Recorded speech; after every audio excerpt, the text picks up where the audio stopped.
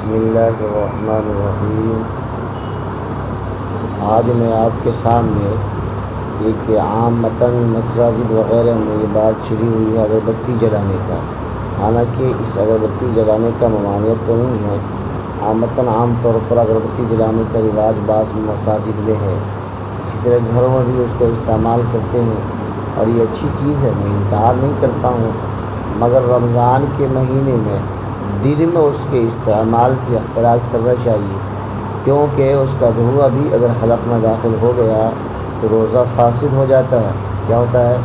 دھواں اس کا اگر روزے کی حالت میں حلق میں داخل ہو گیا تو روزہ فاسد ہو جاتا ہے۔ اسی طرح عود وغیرہ کے دھوئیں کا بھی یہ حکم ہے، کیونکہ فقہاء کرام نے لکھا ہے دھوئیں سے بچنا ممکن ہوتے ہوئے اس سے احتراز نہ کیا گیا تو روزہ ٹوٹ جائے گا۔ در مختار میں ہے،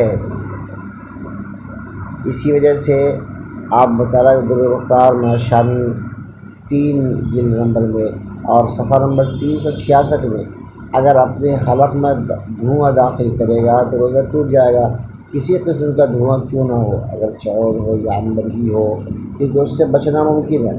علامہ شامی رحمۃ اللہ علیہ فرماتے ہیں کہ اگر بخور جلا جائے اور اپنے پاس رکھ کر اس کو سونگھا اور روزہ یاد ہے تو روزہ ٹوٹ جائے گا، کیونکہ اس سے بچنا ممکن ہے۔ اس میں بہت سے لوگ غفلت کرتے ہیں۔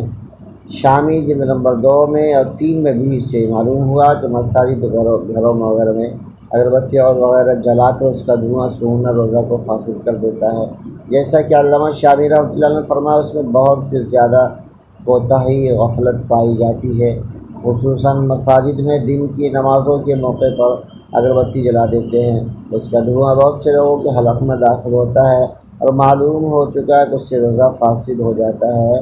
اس سے ہم سب کو پرہیز کرنا چاہیے۔